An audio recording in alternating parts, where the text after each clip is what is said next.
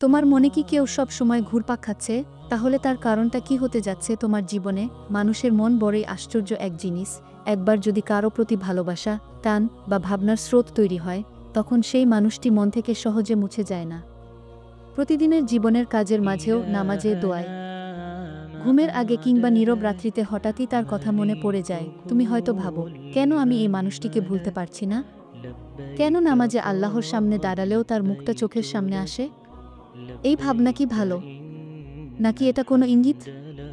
আসলে কখনো কখনো এমন অনুভূতি শুধু মানসিক টান নয়, বরং আল্লাহর কোনো বিশেষ পরিকল্পনার অংশ হতে পারে। চলো আজ দেখি সেই কারণগুলো কি হতে পারে যখন কেউ বারবার তোমার মনে ঘুরপাক খায়। এক, আল্লাহ তোমার হৃদয়ে এক পরীক্ষা বসিয়েছেন। সবচেয়ে আগে বুঝতে হবে, ভালোবাসা, টান বা কারো প্রতি আকর্ষণ আল্লাহর ইচ্ছা ছাড়া হয় না। যখন কোনো মানুষ হঠাৎ তোমার মনে এত গভীরভাবে জায়গা করে নেয় যে তুমি দিনরাত তার কথা ভাবতে থাকো, তখন হয়তো আল্লাহ তোমার ধৈর্য, নিয়ন্ত্রণ ও ঈমান পরীক্ষা করছেন। আল্লাহ বলেন, আমি অবশ্যই তোমাদেরকে পরীক্ষা করব কিছু ভয়, ক্ষুধা, সম্পদের ক্ষতি, জীবন ও ফলের ক্ষতি দ্বারা। আর তুমি ধৈর্যশীলদের সুসংবাদ দাও। সূরা আল বাকারা 155। অর্থাৎ হয়তো আল্লাহ তোমাকে দেখছেন। তুমি কি সেই মানুষটিকে হারানোর ভয়েও তার উপর ভরসা রাখছো? তুমি কি নিজের অনুভূতিকে দোয়া ও নামাজের মাধ্যমে নিয়ন্ত্রণ করছো? যদি কেউ বারবার মনে আসে, সেটা হয়তো এমন এক পরীক্ষা যেখানে আল্লাহ দেখতে চান তুমি ভালোবাসার জায়গায় তাকওয়া বেছে নাও কিনা। 2, হয়তো আল্লাহ তোমার জীবনে তাকে নিয়ে কোনো পরিকল্পনা করেছেন। অনেক সময় এমন হয়, যাকে তুমি মন থেকে ভুলতে পারো না, সেই ভবিষ্যতে তোমার জীবনের কোনো গুরুত্বপূর্ণ অধ্যায়ে জড়িত থাকবে। হয়তো সে তোমার জীবনে ফিরে আসবে, হয়তো সেই তোমার জন্য নির্ধারিত মানুষ। কারণ আল্লাহ বলেন, তোমরা কোনো কিছু পছন্দ করো না, অথচ তা তোমাদের জন্য উত্তম হতে পারে। আবার তোমরা কোনো কিছু পছন্দ করো, অথচ তা তোমাদের জন্য অকল্যাণকর হতে পারে, আর আল্লাহ জানেন, তোমরা জানো না। সূরা আল বাকারা 2:16। অর্থাৎ যাকে তুমি ভুলতে পারছো না, হয়তো সে তোমার ভাগ্যের কোনো দরজা খুলে দেবে। তুমি এখন জানো না, কিন্তু আল্লাহ জানেন। কখনো কোনো মানুষকে ভুলতে না পারা মানেই হয়তো আল্লাহর নির্ধারিত সম্পর্কের সূচনা। 3, হয়তো তুমি এখনো কোনো অসমাপ্ত ইচ্ছা নিয়ে বেঁচে আছো। মানুষের হৃদয়ে এক ধরনের অসম্পূর্ণতার বেদনা থাকে। যে মানুষকে তুমি একসময় চেয়েছিলে কিন্তু পেতে পারোনি, তার স্মৃতি মন থেকে মুছে যায় না। তোমার মন হয়তো এখনো সেই ইচ্ছার ছায়ায় ঘুরপাক খাচ্ছে, কিন্তু ইসলাম শেখায়, অতীতকে নিয়ে বেশি ভাবো না, বরং ভবিষ্যৎকে আল্লাহর উপর ছেড়ে দাও।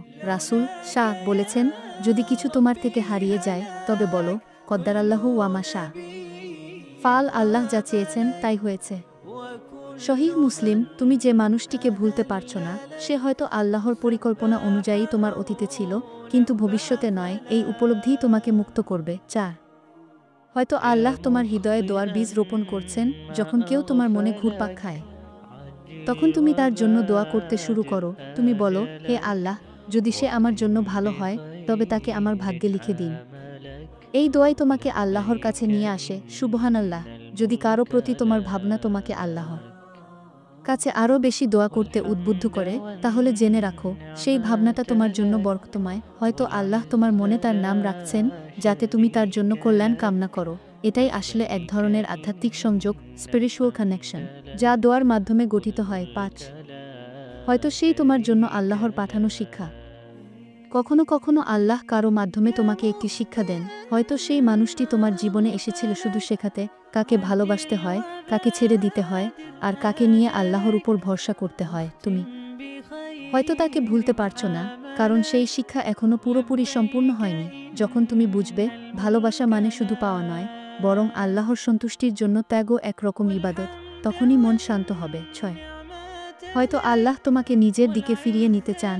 একটা সূক্ষ্ম সত্য হলো, যখন তুমি কোনো মানুষকে ভালোবেসে হারাও, তখন মনটা ভেঙে যায়, আর ভাঙা মনই দ্রুত আল্লাহর কাছে পৌঁছে যায়। আমি নিতে আছি। যখন বান্দা আমাকে ডাকে, আমি তার আহ্বানে সাড়া দিই। সূরা আল বাকারা 1:6। তুমি যে মানুষটিকে ভুলতে পারছো না, হয়তো সেই তোমাকে আল্লাহর কাছে টেনে আনছে। তুমি এখন নামাজে বেশি কাঁদো, বেশি ইস্তেগফার করো, বেশি দোয়া করো, এটা প্রমাণ করে তোমার এই বেদনা আসলে আল্লাহর রহমতের বাহক। 7, হয়তো সে তোমার রূহ, আত্মা, এর কোনো পরিচিত আত্মা। ইসলামে বলা হয়েছে, মানুষের আত্মাগুলো, রূহ, আদম, আগ এর সময় থেকেই একে অপরের সাথে পরিচিত ছিল। রাসূল সাহ বলেছেন, রূহসমূহ হলো সৈনিকদল, যারা একে অপরের সাথে পরিচিত তারা একে অপরের সাথে মিলিত হয়, আর যারা অপরিচিত তারা একে অপর থেকে দূরে সরে যায়। সহিহ বুখারী। তাহলে সম্ভব যে মানুষটিকে তুমি মন থেকে ভুলতে পারছো না, সে তোমার রুহের কোনো পরিচিত আত্মা, এই কারণেই তাকে মনে পড়া বন্ধ হচ্ছে না। এটা শুধু মানসিক নয়, বরং এক গভীর আধ্যাত্মিক সংযোগ। হয়তো আল্লাহ এখনও সেই সম্পর্কের পরিণতি স্থির করছেন, তুমি হয়তো এখনও বুঝতে পারছো না কেন সে মানুষটি তোমার মনে রয়ে গেছে অথচ বাস্তবে তোমার জীবনে নেই। কিন্তু মনে রেখো, আল্লাহর ফয়সালায় দেরি হয়, কিন্তু ভুল হয় না। আল্লাহর প্রতিশ্রুতি কখনো ব্যর্থ হয় না। সূরা রুম 6। অর্থাৎ যদি সেই মানুষটি তোমার জন্য হয়, তাহলে হাজার বাধা পেরিয়েও সে একদিন তোমার জীবনে আসবে। আর যদি না হয়, তাহলে আল্লাহ তোমাকে এমন কাউকে দেবেন যে তোমার হৃদয়ের দোয়া পূর্ণ করবে। নয়, হয়তো তোমার দোয়া এখনও আল্লাহর কবুল হওয়ার প্রক্রিয়ায় আছে। যখন তুমি কারো জন্য দোয়া করো, সেই দোয়া 3 ভাবে কবুল হয়। একটা সাথেই পূর্ণ হয়, 2 তা পরকালের জন্য সঞ্চিত হয়, 3 বা তার বিনিময়ে কোনো বিপদ দূর হয়। তুমি হয়তো যার জন্য দোয়া করছো, সেই দোয়াই তোমার জীবনের অন্য কোনো সমস্যার সমাধান হয়ে যাচ্ছে। তাই ভাবনা নয়, ধৈর্য ধরো, আল্লাহ দেরি করেন কিন্তু ভুলে যান না। 1-0। হয়তো আল্লাহ তোমার মনে তাকে রেখেছেন তোমাকে সতর্ক করার জন্য।